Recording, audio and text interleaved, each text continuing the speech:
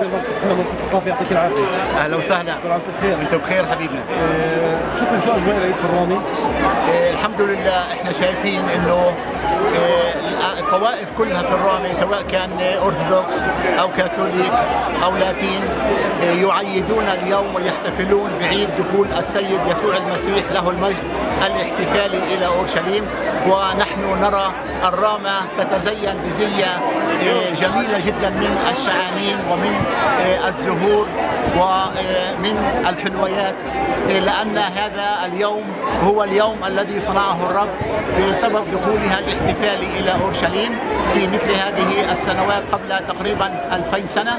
ونرى اليوم الرامة تختص بتوحيد الأعياد. للأسف الشديد نحن نرى أن بلدان كثيرة لم تتوحد بعد.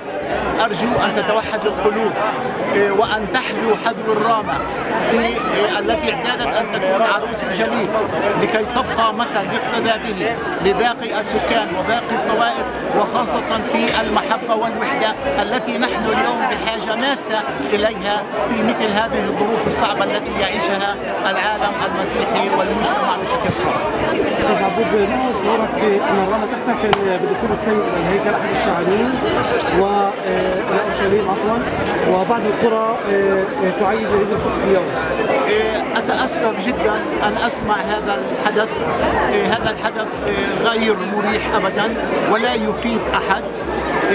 أرجو أن تكون هنالك نهضة فكرية حضارية أيضا دينية لكي تعمل منذ اليوم على توحيد الأعياد، لكي يشعر السيد المسيح له المجد أن المؤمنين الذي تركهم وراءه هم فعلا يسيرون بموجب المحبة، حيث قال أحبوا بعضكم بعضا كما أحببتكم، بهذا يعرف الجميع أنكم تلاميذي إن كان لكم حب بعضكم لبعض، فبالمحبة والوحدة نكون يد واحدة وقلب واحدة، وصلواتنا تقبل الله سبحانه وتعالى، ونكون أقوياء في قلوبنا وفي إيماننا.